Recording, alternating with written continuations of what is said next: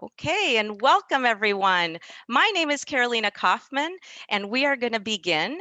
I am the Director of Education and Engagement at the Pentacrest Museums at the University of Iowa. We're coming to you live from the Old Capitol Museum, and we're so excited to bring to you today an amazing program, The Untold Stories of the Suffrage Movement, with 4 guest panelists with me today. And if you haven't heard already, we do have a companion exhibit to go with this, thanks to the the League of Women Voters of Johnson County, who helped sponsor the exhibit. We're excited to share this with you. It will be in the chat. You can explore this exhibit on your own pace, virtually in a 3D experience. And we have one of our speakers today that was co-curator of this exhibit. Welcome, and my name again is Carolina Kaufman. I'm assisted by Jillian Schrader. We could not do these programs without the support of our students. I want to thank the Office of the Vice President for their ongoing support for the Pentacrest Museums, which is very important, especially during the pandemic, and of course our partners, the League of Women Voters, that have been planning this for a very long time and have been celebrating the commemoration of the 19th Amendment for the last year. This is just one of many programs that we've done, and we have one more after this. And now to introduce my panelists, I'm very excited to have and honored to have Sharina Hanari. She is our staff and coordinates events here at the museum, but also was the co-curator of the exhibit Hard Won Not Done, A Century Struggle. I also have Alexia Sanchez, who I'm bringing back from another panel we did on the Hard Won Not Done exhibit. She's now the executive assistant of Chabelle Solutions and a recent 2020 graduate at the University of Iowa. She just recently worked at the U.S. State Capitol in D.C., and she's coming to us from there. Welcome, Alexia. I want to introduce to you my friends, Diana Henry, a retired Iowa City School District teacher, a longtime school district teacher and member of the League of Women Voters. We're so glad that Diana could be with us. And finally, not last but not least, Suzanne Wanati Buffalo, my friend, a Meskwaki Nation member. She will be joining us as well from Tama, Iowa. Welcome, Suzanne. The goals of these sessions are multifaceted, but one of the things that we are planning to do today is to really look at women's suffrage and the movement with a hard lens, a hard truth, if you will. We're going to decolonize it today with my panel.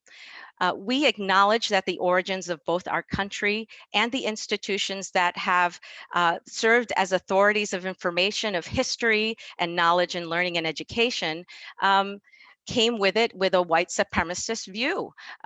This is something that we are acknowledging and reckoning with. And that includes, again, those institutions of authorities includes museums, the League itself. And thus, because of that, we feel that it's relevant to ensure that those stories are told with an equal lens.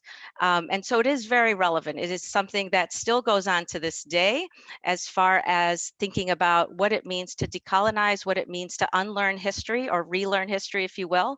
I certainly grew up in a society where I was learning about history in a very just a general review of history. It really didn't get in depth, but now we are seeing multiple lenses of this history, and we need to acknowledge that.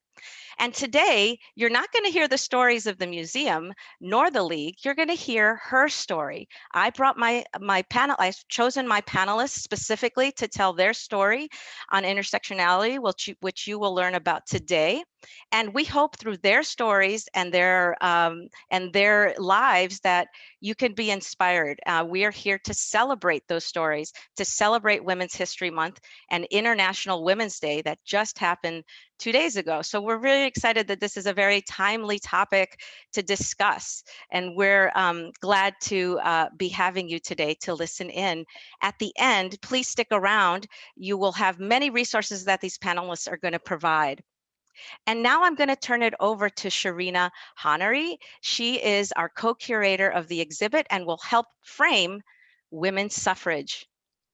Yes, thank you, Carolina. My introduction is twofold. I'm going to be framing how the women's movement really fell short in the ways that it fell short for women of color, and then introducing the concept of intersectionality. So this is by no means meant to be a cumulative history of this very complex movement, just to give us some jumping off points for this discussion. I'd first like to begin with the first Seneca Falls Convention of 1848, because this convention has been placed in history as a sort of kicking off point for the women's suffrage movement. However, according to historian and author Lisa Terrell, who was also one of our keynote speakers when the exhibit first opened at the Old Capitol, Seneca Falls did not become known as the origins of the women's rights movement until the 25th anniversary of the meeting. The purpose was more for crafting an origin story of the movement.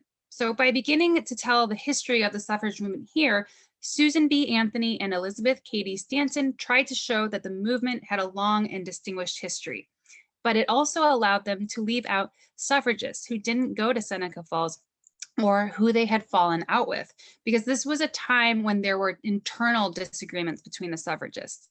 Starting the movement here consequentially promoted a predominantly white origin story, leaving out Black women's suffrage efforts and other women of color.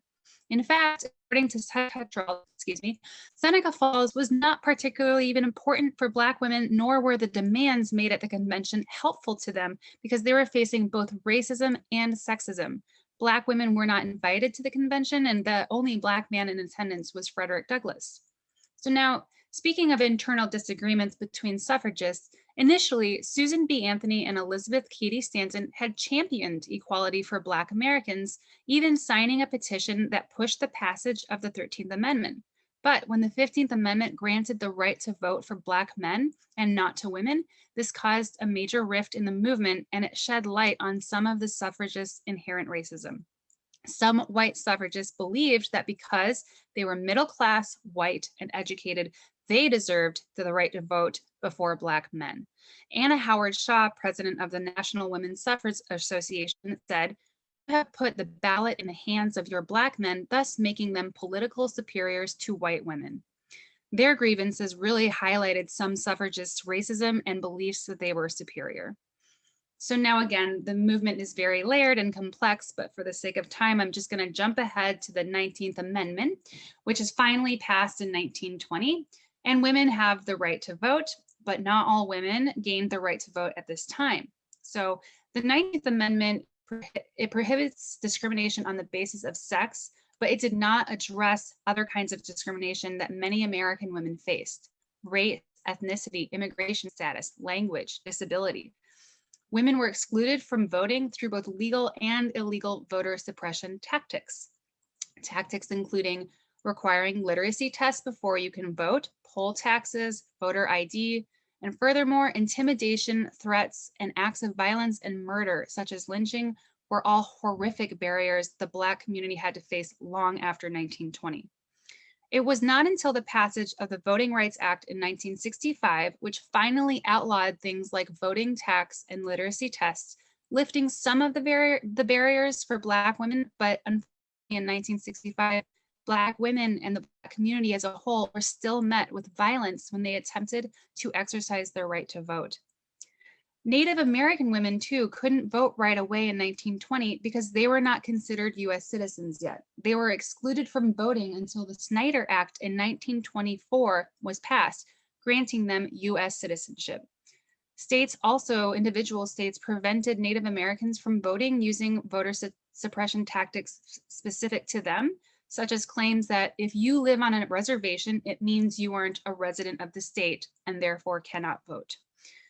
First-generation Asian American women were excluded from the vote in 1920 because they were not born in the US, and so they did not have citizenship. This also includes other immigrant women in general not born in the US, and this rule lasted up until 1952, when the Immigration and Nationality Act allowed them US citizenship and therefore the right to vote. And Latinx women contributed to the success of the suffrage movement, especially with efforts to reach Spanish-speaking women. Yet again, literacy and language tests remained an effective means of keeping Latinx women from voting. It wasn't until 1975 when an extension of the Voting Rights Act prohibited discrimination against the language of minority citizens. It expanded voting access to women who rely heavily on languages other than English. Language discrimination continues to be a voter suppression tactic in many ways today. So now I'd like to move on to intersectionality, just to give a good definition as we move into the next part of the panel. Simply put, this is the idea that people experience discrimination differently depending on their overlapping identities.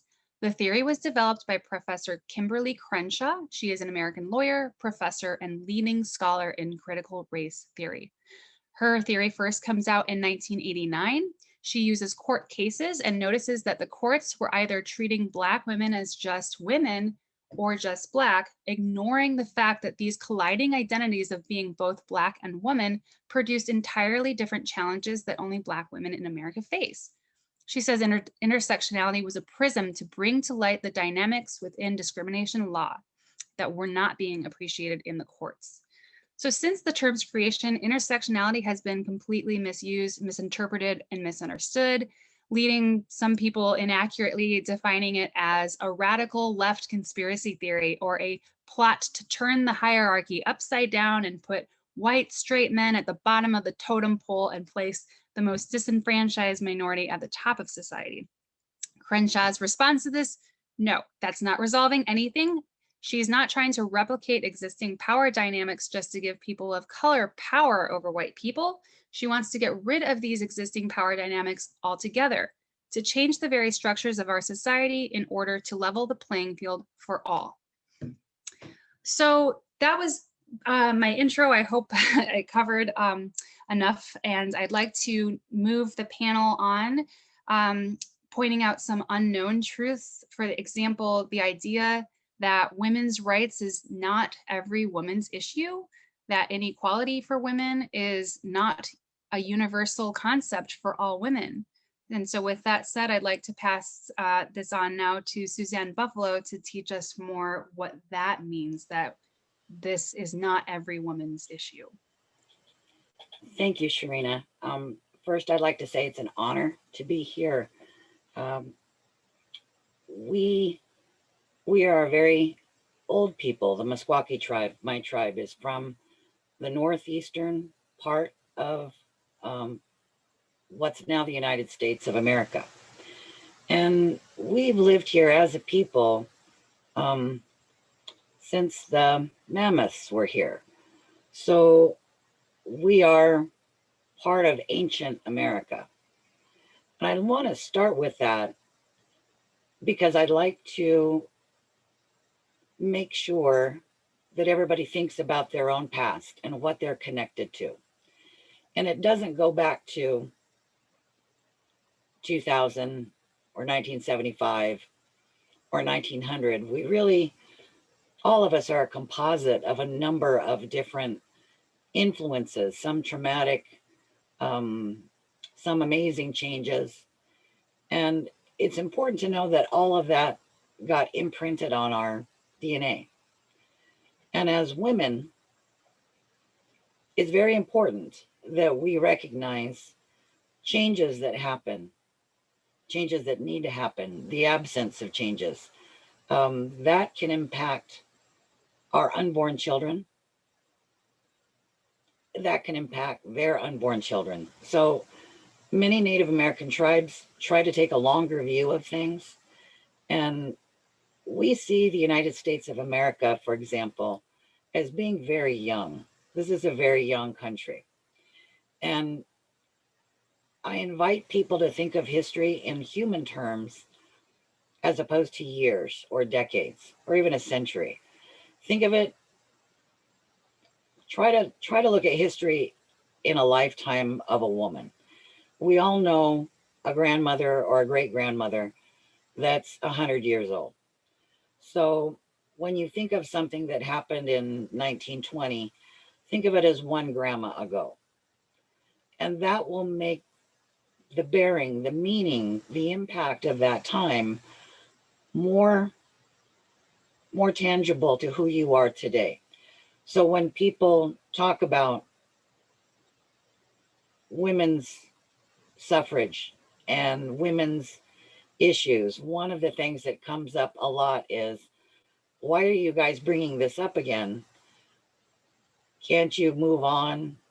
Haven't you already accomplished enough? And my feeling on that is, whenever someone talks about not knowing about their own history, and American history has become part of Meskwaki history, so it is my history too. When I run into people or talk to people who are unaware of the struggles that were then, that tells me they are unaware of the struggles we have now. So I try to take every opportunity I can to talk about history. And as Carolina will attest, I can go for hours. It's just a matter of stopping me. And so I'm going to try to stay focused on this one issue. And as a Native American who is indigenous to this continent, we did not immigrate here. Like I said, we were here when there were mammoths, and they're gone now, but we're still here. And so that gives you a sense of how tied we are to this land.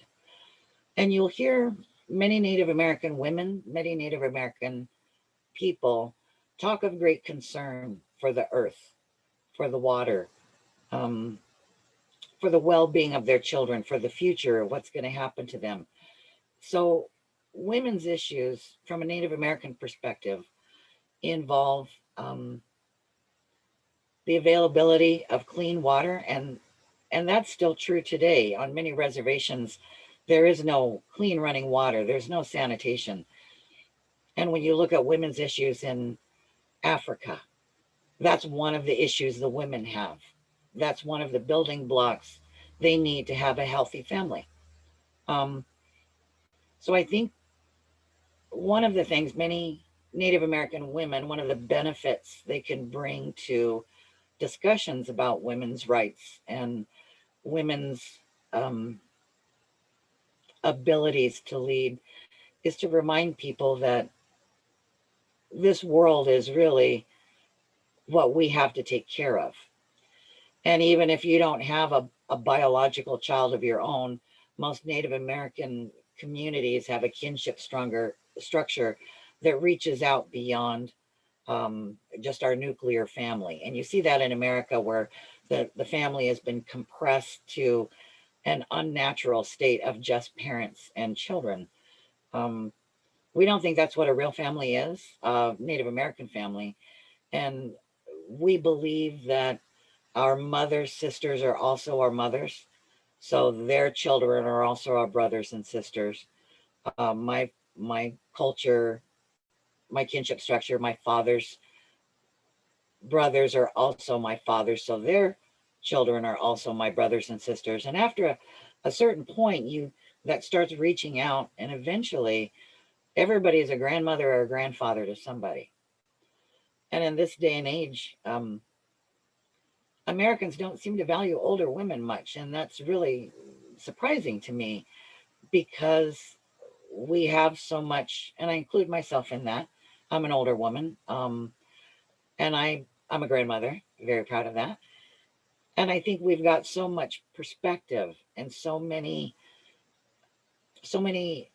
different values and worths in our own Native culture. But when we step out of that 2 miles away off the settlement, we get treated as if we don't have any value in Hollywood or politics. And so I'm really great to hear we've got Alexis is there in Washington, and you stay there. You do what you got to do. So my point on all of this is, with many Native American women, when the European society, primarily Christian, that came into North America, they had determined that they didn't want to deal with their women, and they certainly weren't going to deal with anybody else's women. So when the treaties were made between the tribe and the governments, the decision makers from the American or British side said, we're not going to deal with any women, because if the women showed up with the men, we're here. What are we going to talk about? And there was one instance where a military leader told the women they could all leave, but the young, attractive one at the end could stay, and he would see her afterwards. So that was how many of the treaty making processes started. And many of the Native American tribes, the women were stripped of their roles, not because the men relinquished it, but because the incoming European colonizers took it. And it was a difficult, when you think of that, you realize the treaties that were put in place and how many Native Americans rely on their treaties to access to fundamental rights like running water and food and education. You see the impact by muting, by silencing the women's discussions in what's good for us, what's good for our community. There was a whole aspect that was intentionally left out. And I know I'm running short on time here, but I just really wanted to impress that as a woman, whether you're a mother, a biological mother or not, as a grandmother in a Native American culture, you are prized, you are valued. And many of us, nobody listens to us until we do become grandmothers. So I want to impress upon everybody how important this is to Native Americans today still. Thank you. Thank you, Suzanne. That was incredible to hear. And Suzanne has many, many more stories and accounts of the Native American experience, the Meskwaki experience, to be more exact, as far as the ownership and rights to the lands that they currently have in Tama. And so we'll maybe hear more of that. We're going to invite the panelists to share an untold story and continue on from Suzanne's contributions on intersectionality within their stories. I'd like to invite Alexia Sanchez to share in her untold story. Alexia, it's all you. Hi, everyone. Hopefully my audio is okay. Suzanne, thank you so much for that speech and sharing your wisdom. And thank you so much, everyone, for having me today. I actually got goosebumps from just hearing all of you speak. So I will actually take my time, or my brief time, in sharing about Dolores Huerta as an untold story, or not known about narrative that I think is very critical to our history as women, but also history in this country and internationally as well. So a quick bio about her. I could go on hours talking about her, but I will keep it short. She's a Latina. She is an organizer at heart and is very well known to be a labor activist and leader for many years, many generations.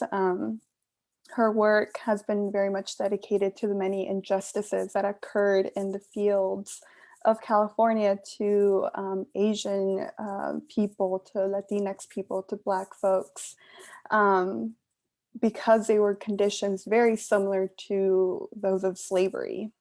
Even though she was working in the 60s, the conditions that a lot of these farm workers were experiencing were very similar to past experiences in history. So in the 60s in California, she joined Cesar Chavez, which many of us are familiar with that name, in the movement for farm worker protections and rights, because they did not have a defense for themselves. They didn't have a voice speaking for them. And so she co-founded the National Farm Workers Association, which is now known as the United Farm Workers Organization. And through that, they were able to host and plan out a variety of boycotts and rallies. And I think one really important part to note is that she had the philosophy of making these rallies and boycotts nonviolent. She knew that what they were working towards was a family matter. These were parents, these were dads, these were moms that were working to provide a living for their families. And unfortunately, even though her philosophy was to maintain them and keep them nonviolent, they were met with violence from officials and from enforcement. But I think it's also very critical to know that while Cesar Chavez's name is very much well known for these events that occurred, the movement could not have grown without Dolores Huerta, without her work, without her advocacy, and without her connections.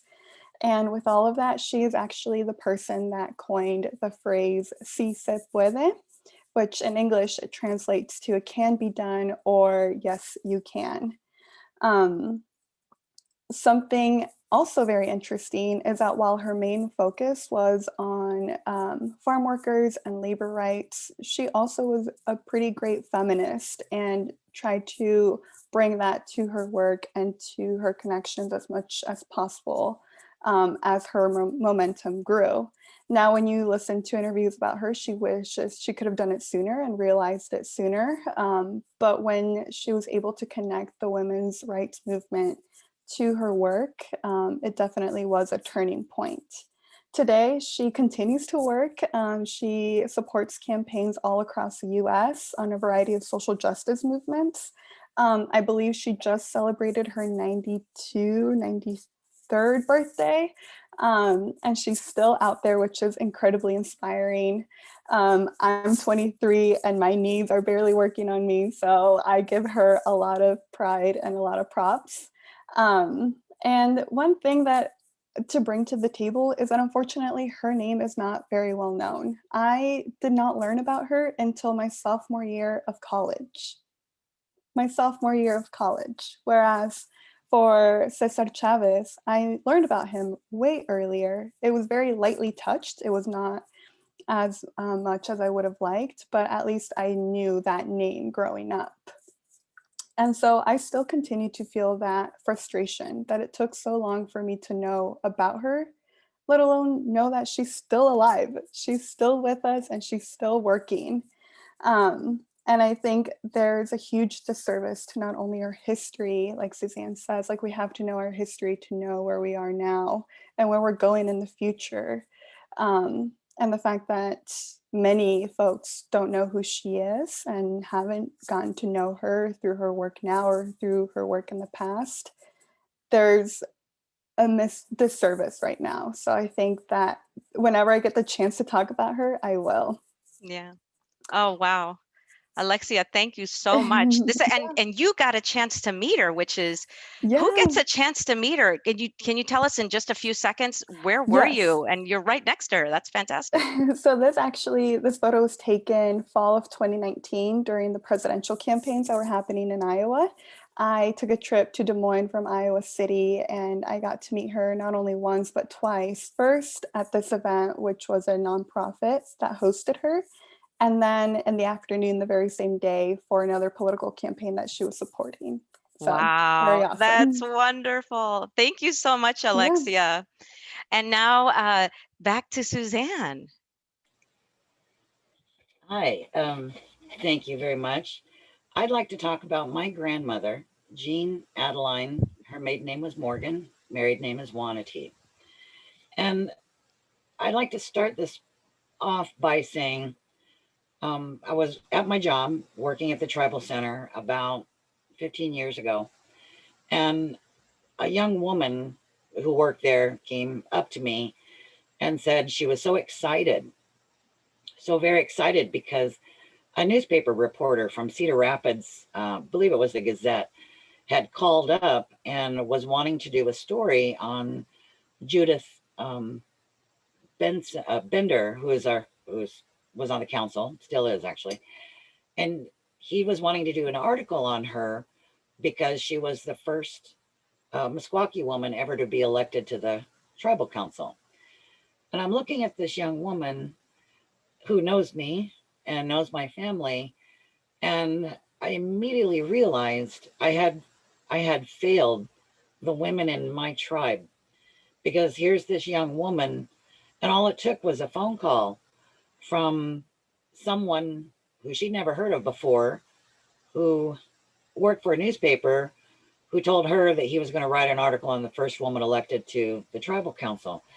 And I felt really bad about that. I'd been busy with family and kids, and a grandkid was on the way, and you kind of get caught up in life. And I told that young woman, I am so sorry. I am sorry that I haven't talked to you more about this issue, and I should have, and I promise I will keep talking about women's issues, because my grandmother was actually the first woman elected to the tribal council, and that was about 50 or 60 years before that. So that was a real shock to me to find out people in my own tribe, women, younger than me at the time, were completely unaware of that. So I vowed to change that. And the reason why my grandmother is the person I like to talk about is because she really is extraordinary, in that she was the first Meskwaki woman elected to the tribal council. And that was one part of why that's remarkable, is because, as you saw in the beginning, Native American women were left out of a lot of the decision making. That the governments didn't deal with men. With women, they only deal with men. And I'd like to start a little bit earlier and say that she was born 30 years after Native Americans were considered human beings. I know that sounds weird, but 1879, Standing Bear, a Ponca leader, argued in U.S. District Court that Native Americans are persons within the meaning of the law. Even the Pope was asked to weigh in. And finally, it was determined that maybe they are. So to err on the side of caution, yes, they were human beings.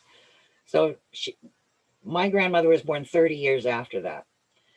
She was born in 1910. She was 9 years old when the 19th Amendment was certified. She was 13 years old when she became a United States citizen.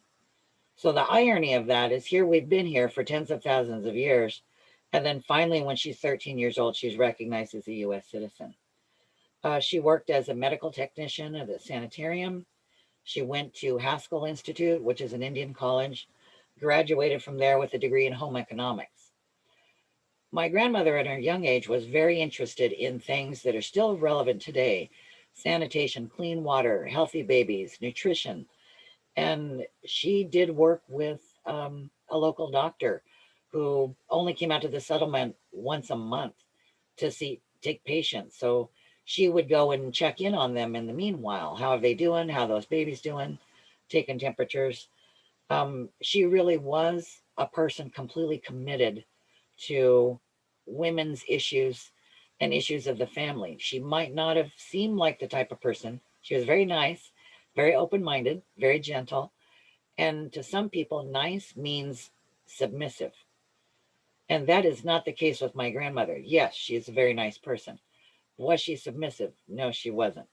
And I think as Native American women, we often get put in that stereotype of being quiet and being meek and kind of a follower. And I can tell you that's not true.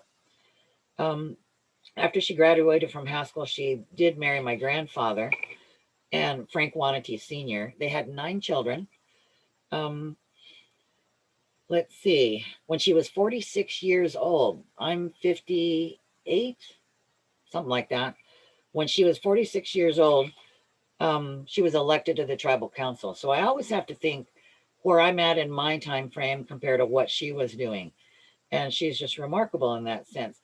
She had, at the time she was elected, she still had children 7, 8, and 11 living at home. She had older children that had left the home. And when I think of how busy you can be with kids that are 7, 8, and 11, I'm even more amazed at what she got done.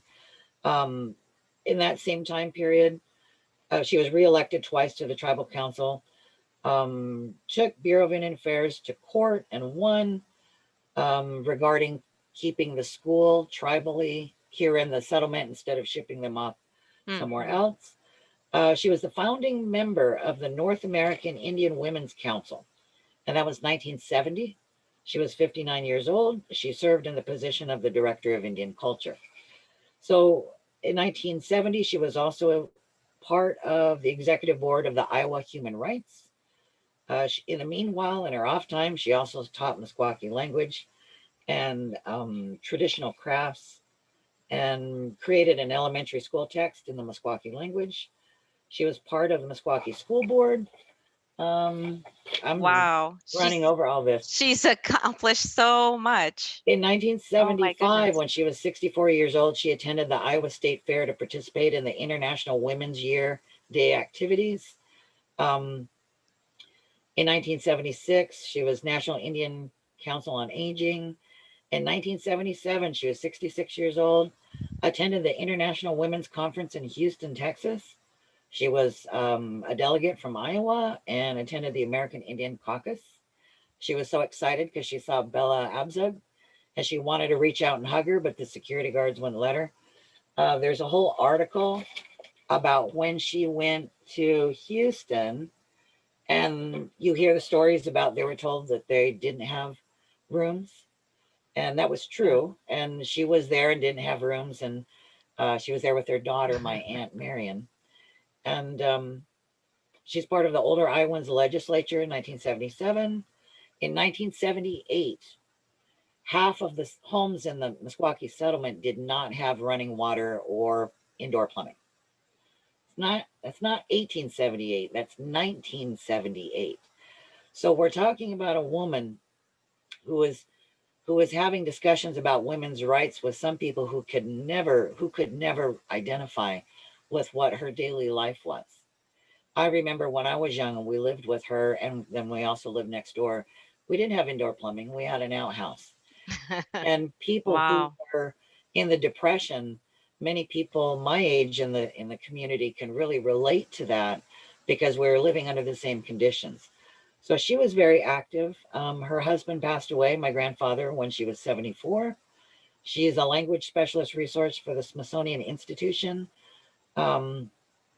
She was put into the Iowa Women's Hall of Fame when she was 82 years old, along with Mamie Eisenhower, who was in Wow. posthumously, and she died when she was 85. Mm. I'd just like to say that she represented her people throughout her life through her work as an elected member of the Tribal Council, as a linguist working to preserve the Meskwaki language, as a prolific artist creating and elevating the art of applique sewing, finger weaving, and being an advocate for women and children everywhere. She leaves a legacy of kindness, inclusion, courage, strength, persistence, and hope to all people. And she does, Thank you. whenever she would speak through the lens of her culture really quickly. That first quote about her: men have visions, women have children. Some people, some young women, that strikes as maybe not a positive statement. But when I asked her about it when she was older, she explained to me this way: men can only have visions. Women are the one who have the children. Women are the ones who makes the world. Right.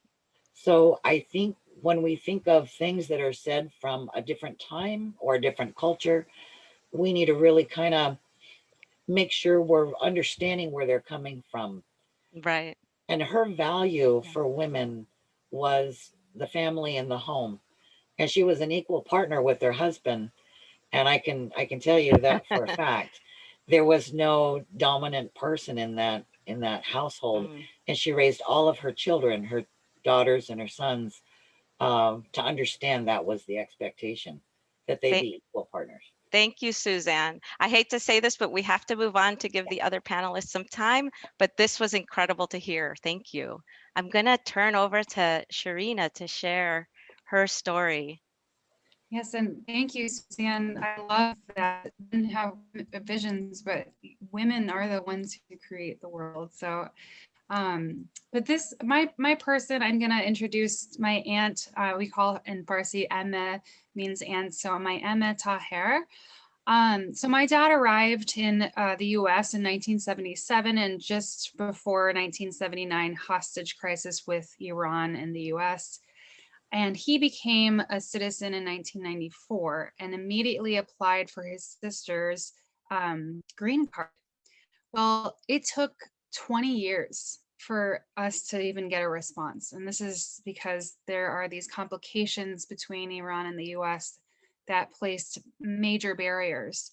She finally got her green card, but at this point she's in her 50s. She'd been waiting so long, and my dad said, now is the time. Come on, you have to you have to live with us for 3 years because she had to establish residency, but she didn't want to leave her grandchildren. So it was really difficult for her. And also she had to learn English to pass the immigration test. So it was a really difficult time for her, but I have so much respect for her and it just, her story teaches a lot that it's not an easy road to get citizenship for a lot of immigrants. It's not, especially when for Iranian immigrants, due to the tensions with the political tensions between the US.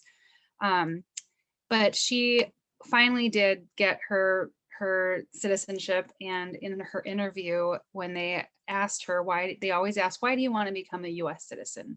And she said simply, because I want to vote. And I thought that was a really powerful thing, very strong reminder. You know, these women have, our elders have gone through so much, and they still are, and we still are. So I'm happy to continue to speak for my aunt and anyone of my family members that have come here. And I just also wanted to kind of bounce off Alexia when she said, yeah, I also didn't learn about these concepts until college. I didn't learn about the concept of othering or Edward Said's Orientalism until college, but I do want to give Diana a chance to speak. So I'm gonna pass the mic. Thank you. Thank you, Sharina. And Sharina is offered to provide her email to anybody if you have follow-up questions, especially on the stories of immigration as far as Iranian women are concerned and Middle Eastern studies. Hi, Diana, welcome. Please go ahead and unmute yourself. Yes, thank you. I am so pleased to share some information about 3 women I admire.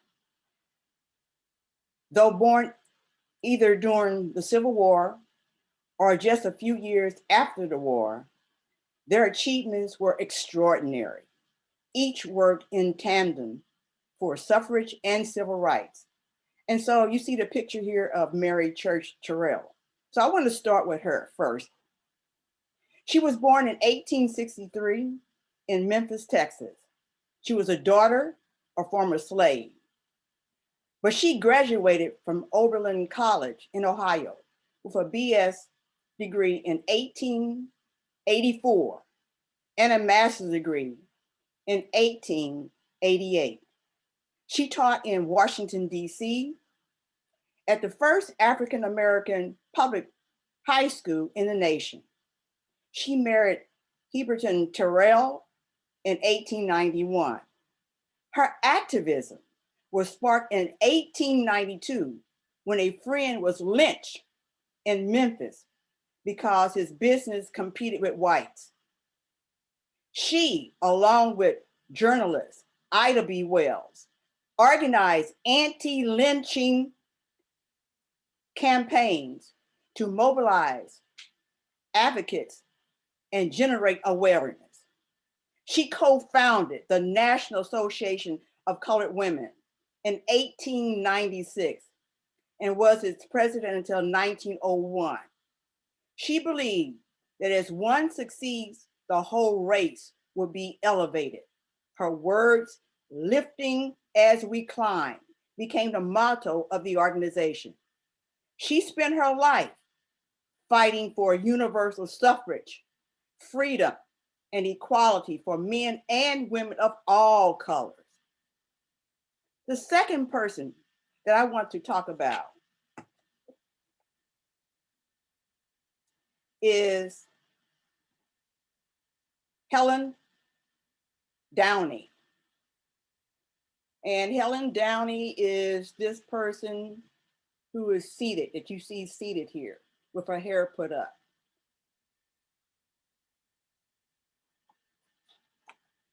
Helen was born in 1874 in Ottumwa.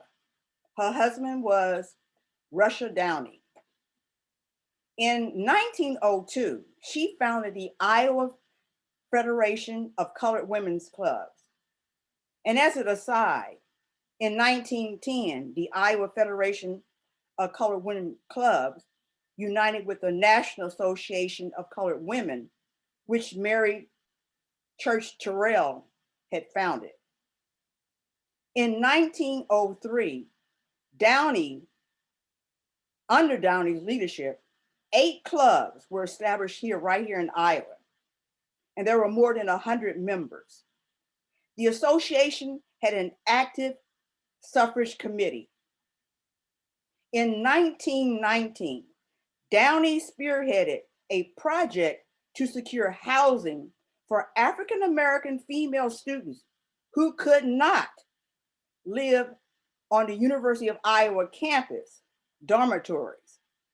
With her initiative, the Iowa Federation of Women of Color, they purchased a house at 942 Iowa Avenue, right here in Iowa City, for Black female students. It was known as the Federation House. The last person I want to talk about is Sue Wilson Brown. And she's the woman that you see with the necklace, the pearl-looking necklace. Now, she was born in 1877 in Virginia, but her parents came to Iowa, and she was reared in Oskaloosa, Iowa. And her husband was lawyer Joe Brown. She founded the journal titled The Iowa Colored Women, which was the literary arm of the Iowa Federation of Colored Women's Clubs in 1907. And she served as the editor until 1909. She was the president of the Federation from 1915 to 1917. She worked with Helen Downey to acquire the Federation House for those African-American female students to live in that place in Iowa City. And coincidentally, she founded the League of Colored Women Voters, August 1919, in advance of the Iowa League of Women Voters formation on October the 2nd, 1919. Finally, you can see that all these women were connected with the National Association of Colored Women. But what might you ask, do their experience mean to me? Well, they realized that even within a Jim Crow environment, they could still organize and strategize as a group to bring about educational, economic, and civil rights changes in the African-American lives. Thank you. Thank you very much, Diana. I hear lots of applause out in the web there and here on the Capitol steps. Thank you very, very much. Very powerful to hear. We did not grow up with this, unfortunately, but this is not where it ends. We have the opportunity to learn more. All of the programs that we do, at least the ones I'd like to do, and in collaboration with the League, it's a stepping stone. This is meant for you to take from here and learn more. And so I'm going to provide very briefly just a summary of the many, many different resources that all of our panelists have provided. My assistant is going to put in the chat a Google slide that is available to everybody with all these resources. So I am not going to go through each resource. You will have the chance to explore the resources that you want. They include, from Diana Henry, many, many books, including books for children, which are wonderful to have. Please look at that. And then also from Sharina, many different websites, links, and of course, one book, Persepolis, which has a movie. I recommend it highly. If you have teenagers at home, this is a really good one too. And of course, from Suzanne Wanati, the Meskwaki Nation has a wonderful pamphlet. If you want this pamphlet, she can send it to you directly and we can share her email. and of course, a few books and links. And also Sharina provided some additional information about intersectionality. And then my own little contributions, including this amazing book called Mothers of Massive Resistance. The reason why I chose this book is because it's about white women at the time of both Jim Crow and on through the 60s and the politics of white supremacy. And it's very, very fascinating. This woman did an incredible amount of research. I highly recommend it, among other teaching resources that I highly recommend to learn about the women of color during these times. And now I want to open it up for conversation from the audience. I'm going to stop sharing here. You are allowed to put a question in the panel. I have my assistant monitoring that, and you can also contribute a question in the both the chat or the Q&A. Do we have any questions? Let's see. Jillian, would you like to highlight any questions that we might have? So we've gotten one question from Kay Meyer. She said that she learned about Dolores Huerta from documentaries on PBS, but it seems that only people who look at those certain resources get that education. So how can documentaries and other really important sources get wider viewership? If any of you guys have ideas about that.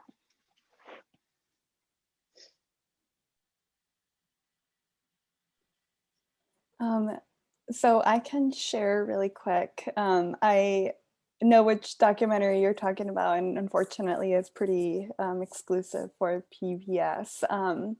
But I will say that YouTube is one of my favorite resources. She is incredible in the fact that she does a lot of interviews of her time before when she was younger, but also now and what she's doing today. And I appreciate that YouTube is free and you can go into a black hole of information. And I actually am pretty frequent at those, but what I find is that that often leads me to other names and other women in history. And I just continue my learning from there as well. So that would be my one suggestion.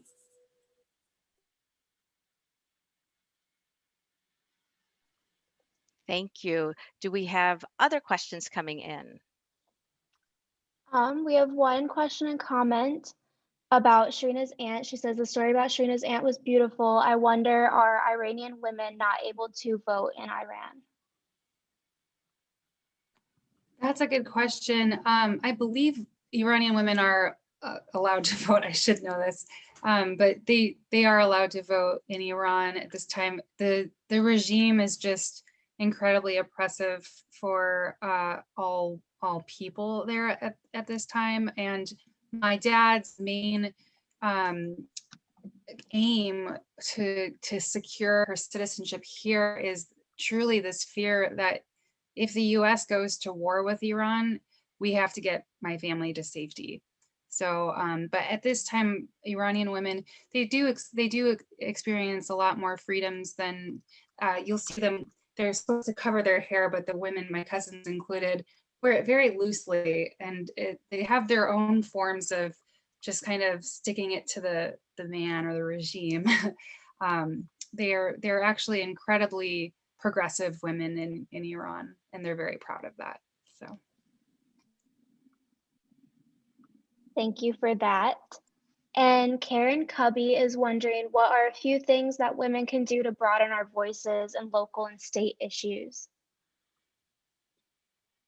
I would say join the league.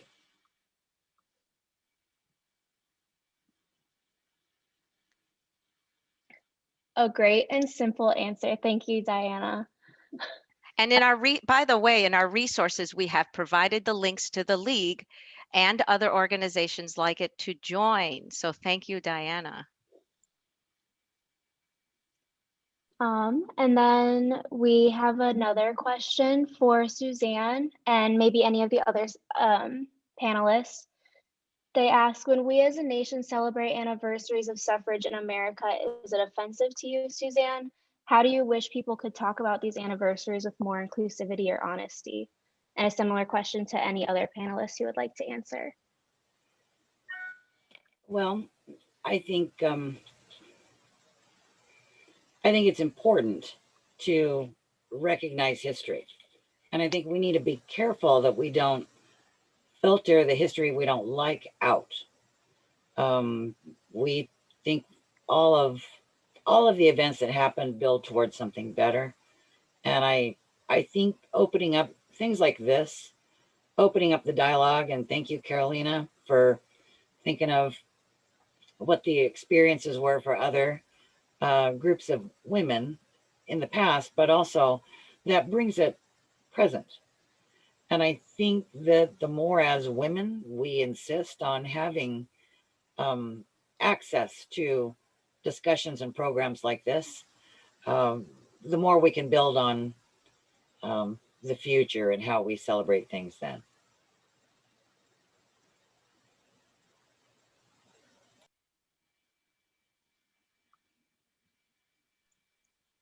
Thank you. And unless other panelists have anything to contribute to that aspect, feel free.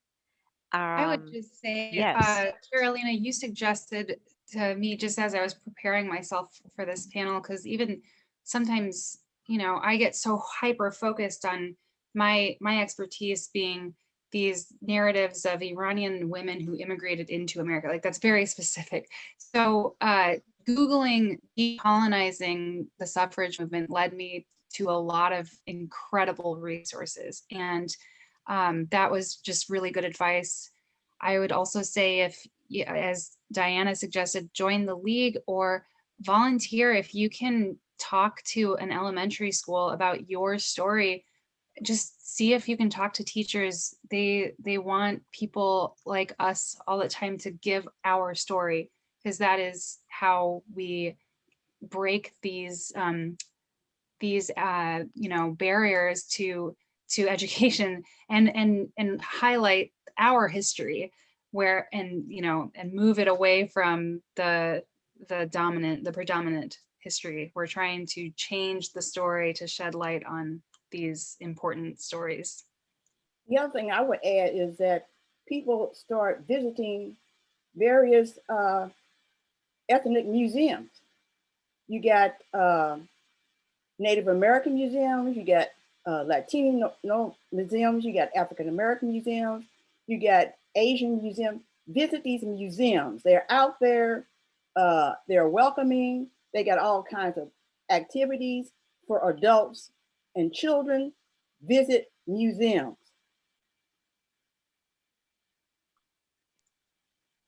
That's so wonderful to hear, especially when museums have a history of not making people feel welcome. And I can attest to that, but we want to change that, and we are changing it. It's not just the pandemic that's brought out issues of equity in places like museums or education. It's been happening. We're lifting as we climb. Right. Yes, and as Terrell, they're really changing, and there are a lot of online, because of the pandemic, they're doing a lot of online activities, a lot of offerings online. So, go online, find these museums, see what they're doing. Well, and I think that's really important. Sometimes museums and other educational institutions need to be prodded. Show up, write a letter, send an email, go to meetings. I have touched base with many museum interpretive staff. Walking in, they walk up, many times they're volunteers. But if you put this request for information to the staff, they're going to need to respond to it at a certain saturation point. Yeah, thank you. We have time for probably one more question. Jillian, is there another question in the queue that we can address? Yes, we have one more question that asks, what are each of your groups fighting for most today? Do you share what is needed most, or is it different from each other?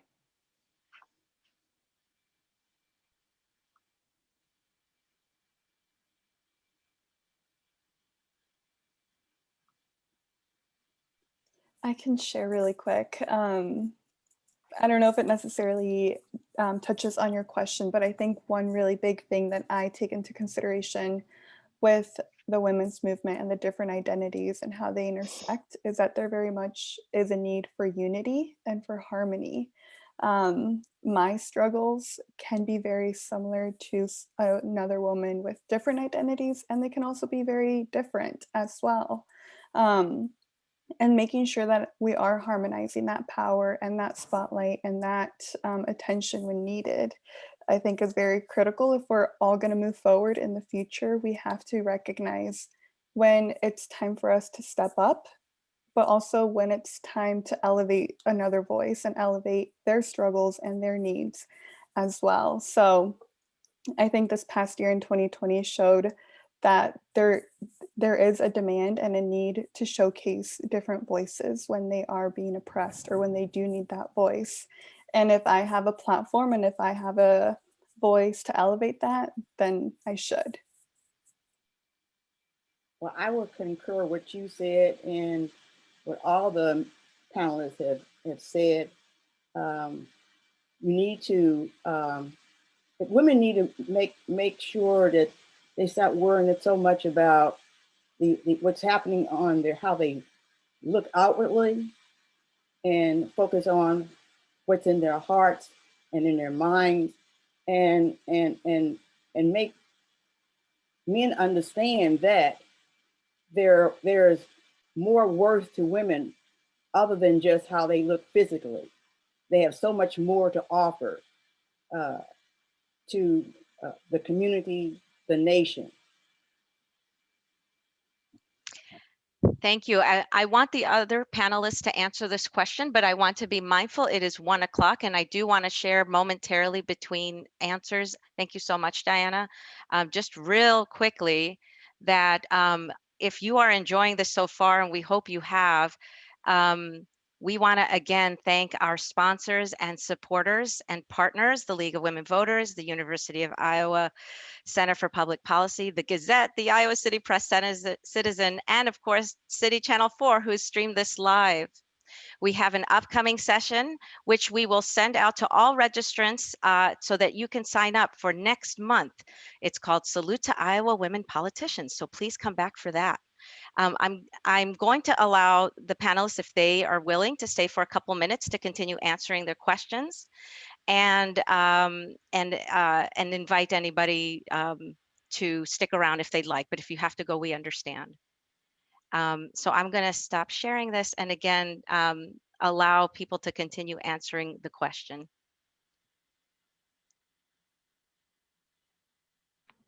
I just wanted to say I definitely agree. Alexia and Diana said that very well. I don't have a whole lot to add. One thing that really struck me after George Floyd's murder, Hassan Minhaj is a comedian. He is, I believe, Indian and Muslim American, and so his identity, intersectionality, like, I can relate from the Muslim community side, immigrant side, but he also is very different from me. And these things are important to remember, that these experiences, they do matter, that they're different. But he called out, he said, all of you guys, I'm calling out to the immigrant community. When George Floyd was being killed, it was in front of storefronts owned by immigrant Americans, and they did nothing. So he used that platform, and I think that's where, that's what intersectionality is kind of about. Sometimes it's very specific, but other times you can use your platform to talk to your community and call them, especially when your Black neighbors are in need of help. That's when you corral your community and say, we need to do something about this.